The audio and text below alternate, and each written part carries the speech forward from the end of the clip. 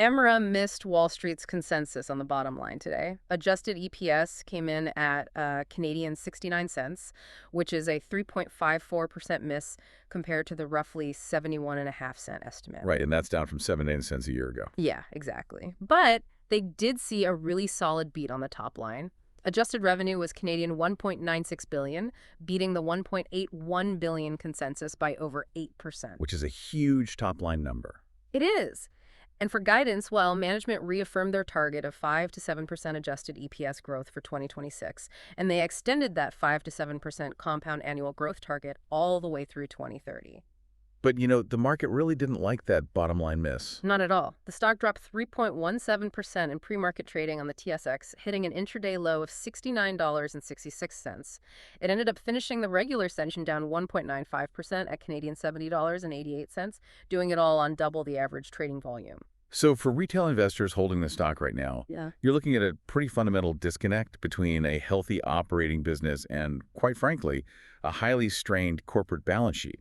And really, the mission for this deep dive is to isolate exactly where the earnings are leaking out of this company. I mean, when a utility puts up strong top-line revenue growth and management comes out reaffirming multi-year guidance, you typically expect the stock to hold steady or even rally. Yeah, you definitely don't expect it to drop on double volume. Exactly. Instead, the market punished them. So we have to figure out why Wall Street is looking right past that revenue beat and focusing entirely on the structural integrity of the holding company. Okay, let's unpack this. Because when you see an 8% beat on revenue but a total miss on earnings, the simplest explanation is a leaky bucket. Right, the leaky bucket. Yeah, the money is coming in the door, it's filling the bucket, but it's getting lost somewhere in the hallway before it reaches the shareholders. We need to walk through the segment breakdown to locate the leak. Let's start with the operational side, since, the utilities themselves are largely doing exactly what regulated monopolies are supposed to do. They are, yeah, though it's a slightly mixed picture when you isolate the individual divisions. How so? Well, the Florida Electric Utility segment, which is basically anchored by Tampa Electric, remains the absolute primary profit engine for Emera. I mean, they generated Canadian $261 million in adjusted net income. Wow. Okay. Yeah, they saw higher base revenues, meaning they're charging slightly more for the baseline electricity they provide. But that top-line growth was effectively neutralized by increased depreciation and a stronger Canadian dollar impacting the currency translation. Just to pause on that depreciation piece for a second, because for anyone tracking this, depreciation isn't just some accounting fiction for utilities. Oh, absolutely not. Right. When a company like Tampa Electric builds a new, say, billion-dollar power plant, they don't expense it all at once. They spread that cost out over decades. So as their asset base grows, that depreciation expense grows right along with it. It eats into the net income, even if the actual cash flow is perfectly fine. Precisely. I mean, it's a non-cash drag on the bottom line, Right. but it's a very real factor in how EPS is calculated. Right. Now, moving over to the gas utilities division, specifically Peoples Gas, this was actually a major bright spot in the report. They were up to $55 million, and that was driven by new base rates that kicked in on January 1st. Plus, we saw higher off-system sales. Okay, wait. Off-system sales, that essentially means Peoples Gas had like excess pipeline capacity or excess gas supply, right? Exactly. And they were able to sell it into the broader wholesale market to third parties, basically outside of their normal regulated customer base. Yep. So when natural gas prices blip or there are regional shortages, utilities can capture a really nice high-margin windfall there. Yeah, it's totally opportunistic revenue, and it really helped pad the division's numbers this quarter. Yeah. But then, we look at the Canadian operations, and the momentum really sort of slows down. Yeah, I'm looking at the Canadian Electric side, and they slipped to $16 million. Is that a fundamental operational breakdown at Nova Scotia Power, or is this just like a bureaucratic headache? It's almost entirely a regulatory timing effect. They basically had a delayed implementation of new rates at Nova Scotia Power. Ah, regulatory lag. Right. In the utility business, you spend the money to upgrade the grid today, but you have to wait for the regulators to formally approve the rate hike so you can earn that money back. Which can take forever. Exactly. And when that approval gets delayed, you suffer a temporary lag in earnings. So no, it's not a systemic failure of the Canadian operations at all. The operations across the board are generally pretty sound. So where's the leak? The real culprit, the anchor dragging down this entire earnings report, is the corporate and other segment. The adjusted net loss there widened significantly to Canadian $125 million. Wow, $125 million. So Think of Emera's structure like a real estate holding company. Sure. The individual apartment buildings like Tampa Electric or People's Gas, they're fully rented out. They're generating phenomenal monthly cash flow. But the parent company that owns those buildings took out a massive adjustable rate mortgage to buy them. That's a great way to look at it. Right.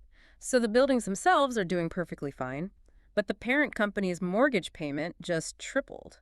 The cash generated by the tenants is getting entirely eaten up by the holding company's debt service. What's fascinating here is how perfectly this illustrates the vulnerability of utility holding companies in a high interest rate regime. It really does. Utilities are incredibly capital-intensive businesses. I mean, they constantly need to borrow money, transmission grids, lay pipelines. Over the last decade, when interest rates were basically at zero, holding companies could load up on variable rate corporate debt to fund all those acquisitions and upgrades. Because the carrying cost was basically nothing. Exactly. The carrying cost of that debt was negligible. It was practically free money. But the bill has finally come due. I mean, we are clearly no longer in a zero interest rate environment. No, we are not. And that widened $125 million loss in the corporate segment is the direct mathematical result of higher interest rates hitting that variable rate holding company debt. And that's compounded by unhedged foreign exchange losses on their short-term borrowing. So Wall Street is just focused on the debt. Right. The market is looking at this structure and essentially saying, look, we don't care how much revenue Tampa Electric is bringing in today, and we honestly don't care about your multi-year capital compounding targets for 2030. We care about the immediate crushing strain on your corporate balance sheet. Right.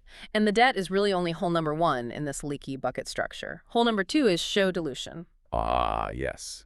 The equity side. Yeah, just looking at the equity side, Emera issued 2.7 million shares under their at-the-market or ATM equity program in the first quarter alone. For anyone tracking the math, that specific share issuance acted as a 5-cent year-to-date drag on adjusted EPS. Which is significant. Yeah. And we need to be clear about why they're using an ATM program here. Right. Instead of doing one massive secondary stock offering that would just tank the share price overnight, an ATM program allows the company to slowly drip new shares into the open market over time. It's definitely a stealthier way to raise capital. It is, yeah. Yeah. But mathematical reality for you, the existing shareholder, is identical. Right, because even if the raw net income of the company holds perfectly steady, you are slicing that exact same financial pie into millions of additional pieces. Every individual share is suddenly entitled to a slightly smaller fraction of the earnings. Exactly. So if your holding company is bleeding cash to interest payments and you're diluting your shareholders just to keep the lights on, you really only have one remaining lever to pull, right? You have to sell off the furniture to pay the mortgage. Which is the strategic portfolio optimization we are seeing management execute right now. They are aggressively selling assets to raise cash. Yeah, we saw the completion of the Grand Bahama Power Company sale, though that actually caused a near-term 2-cent EPS hit, right? Because they permanently lost those future earnings. They did, yeah. But the much larger domino to fall, the move that is really dictating the future of the company, is the newly approved sale of New Mexico Gas Company. They're selling it to Bernhard Capital Partners for USD 1.25 billion. Yeah, and the mechanics of this New Mexico gas sale are absolutely critical to understand because it essentially dictates the entire financial defense strategy of the company. Let's hear it. So after accounting for taxes and transaction costs, Emera expects to net between USD 650 million and 700 million. And management has made it explicitly clear to Wall Street, I mean, every single dollar of those net proceeds is earmarked entirely for retiring high-interest corporate debt. So they aren't using that $700 million to build new solar farms in Florida. No. And they aren't using it to pay a special dividend to appease shareholders either. It is purely a rescue mission for the balance sheet. It's a defensive maneuver, plain and simple. And the single metric you really need to watch here is the operating cash flow to debt ratio. Okay, why that one specifically? Because credit rating agencies, particularly Moody's, heavily scrutinize this ratio for utilities. Moody's has set a critical threshold of 12% for Emera. Yeah. If they sustain a ratio below 12%, they risk having their credit rating downgraded. Which is a disaster. Right, so by injecting that 650 to 700 million directly into debt reduction, Emera projects it will add 50 basis points of sustained cushion to that operating cash flow to debt ratio. I get that, but I have to push back on the strategy a bit. I understand that protecting the investment-grade credit rating is paramount, right? Mm. If you get downgraded to junk status, your borrowing costs just explode. It's a death spiral for a utility. Exactly. Losing investment-grade status is a death spiral. But look at what they are actually doing. They're selling off a highly profitable, reliable, regulated asset in New Mexico gas company. You are permanently shrinking the business's current earning power just to pay off a credit card bill. Isn't management essentially trading short-term EPS pain for long-term balance sheet survival? They absolutely are, and it is a painful but necessary trade. In corporate finance, this maneuver is essentially a deleveraged transmission mechanism. Okay. It's designed to protect the very foundation of the business. Yes, they lose the future earnings of New Mexico Gas, which actively hurts your EPS today. Hmm. But by retiring that expensive variable rate holding company debt, they permanently reduce their variable rate interest risk. And more importantly, it lowers their overall weighted average cost of capital. Because if your foundational cost of capital is too high, it becomes mathematically impossible to build future infrastructure at a profit. Exactly. You cannot execute a massive future infrastructure network if the interest you're paying on the debt to build it is higher than the return the regulators allow you to earn. This deleveraging creates the necessary financial bedrock for the massive investment plans they have lined up for the rest of the decade. So if you are shrinking the company today by selling off assets, you have to have a phenomenal growth plan for tomorrow to justify that 5 to 7% growth target they just reaffirmed through 2030, which naturally brings us to where they are actually deploying their remaining capital. And that growth plan is, frankly, massive. It's staggering. Yeah. Management outlined a Canadian $20 billion capital plan through 2030. And they project this aggressive spending will drive a consolidated rate-based compound annual growth rate of 7.4%. That's a huge number. It is. And for anyone who doesn't track utility metrics daily, we should probably clarify what rate base actually means. Oh, definitely. It's really the most important concept in utility investing.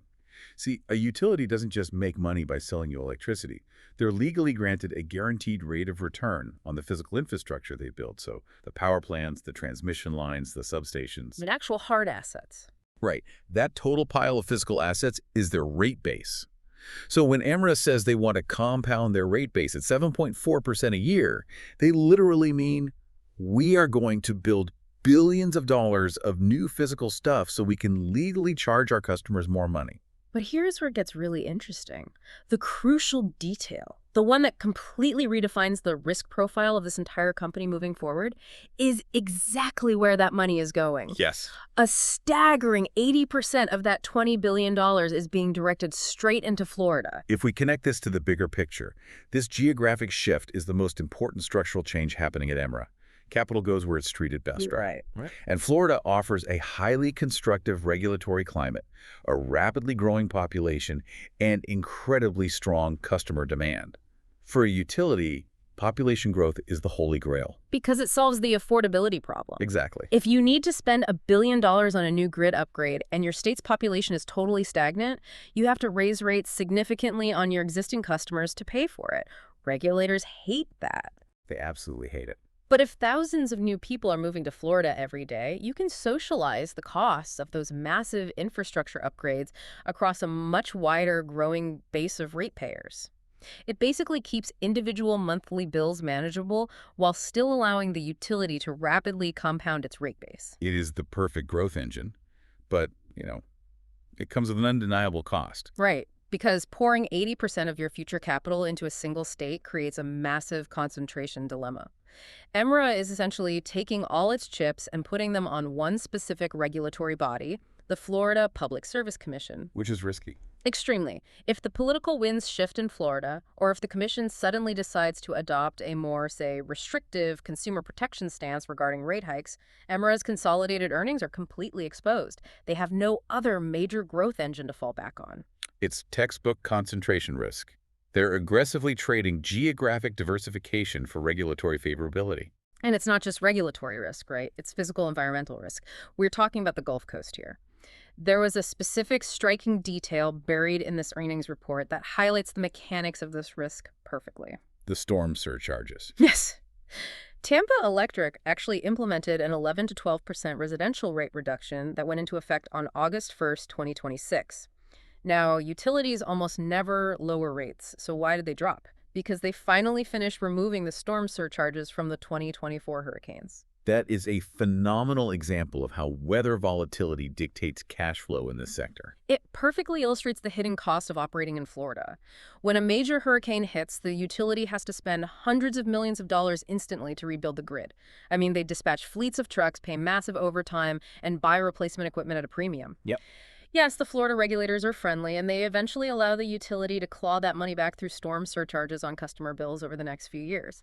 But there is a massive regulatory lag. Right, you suffer the cash flow hit today, you borrow money to cover it, and it takes years to fully recover the capital. And when those surcharges eventually roll off, as we just saw, your top-line revenue suddenly drops 11% overnight. The utilities revenue looks incredibly volatile to the market. That weather volatility is now the primary risk engine for 80% of Emera's future capital. And for retail investors, all of this risk, I mean, the corporate debt, the Florida concentration, the hurricane exposure, it all has to be weighed against the current valuation. Definitely. This is the final layer of friction we really need to discuss, because the stock is not cheap. Emera is currently trading at a premium normalized PE multiple of roughly 19.7 to 22.3 times earnings. And just to clarify, normalized here simply means we're stripping out the one-time impacts of things like the Grand Bahama or New Mexico gas sales just to look at the core recurring earning power. Right. And for context, Emera's historical average is usually between 16 and 18 times earnings, so you are paying a significant premium right now. Furthermore, they're offering a sub-4% dividend yield, and management has explicitly stated they are capping dividend growth at just 1 to 2% annually for the foreseeable future. So what does this all mean for the person holding this stock in their retirement account? It means Emera is going through a massive corporate identity crisis, and they're dragging their shareholder base along for a very bumpy ride. Oh, absolutely. Historically, you bought a utility stock like this because it was a high payout fixed income proxy. You bought it for the safe, growing 5 or 6% dividend. You relied on that cash. It was a widow and orphan stock. Yeah. You know, reliable, boring, and high yielding. But now, management is deliberately choking off dividend growth. They're capping it at 1 to 2% so they can retain all that cash and self-fund their massive Florida infrastructure capex. They don't want to borrow at 7% interest rates, and they don't want to dilute the stock further with the ATM program, so they're using the cash that used to go to your dividend to build power lines in Tampa. Right. They are forcing the market to view them not as a traditional income stock, but as a rate-based compounding growth stock. Which perfectly explains why the stock is experiencing so much downward pressure and volatility right now. You are witnessing a total structural rotation of the shareholder base. Because the income investors are bailing. Exactly. You have traditional income funds and dividend-focused retail investors abandoning the stock because a 1% dividend growth rate doesn't even keep up with inflation. Their mandates basically force them to sell. Right. And on the other side, you have growth-oriented institutional managers slowly building positions to capture that promised 7.4% Florida rate base expansion through 2030. It is an incredibly painful transition period. I mean, you're paying a premium 20-plus multiple for a company with a shrinking current portfolio due to asset sales, a capped dividend, and massive geographic concentration in a hurricane zone, all heavily reliant on the promise of 2030 growth. This raises an important question, and I think it's a critical one to consider as this transition unfolds. As major utility holding companies like Emera consolidate 80% of their future capital into high-growth, weather-volatile regions like Florida, are retail investors fully pricing in the long-term collision between rapid population growth and the increasing frequency of extreme climate events? That's the real issue. Right. I mean, when the next major Category 5 storm hits the Gulf Coast and inflicts billions in grid damage, will the physical infrastructure risk completely outweigh the favorable regulatory environment they moved there for in the first place? That is the multi-billion-dollar question hiding inside this earnings report. Be sure to follow the deep dive for daily earnings coverage and real-time financial breakdowns as we track how this strategy plays out.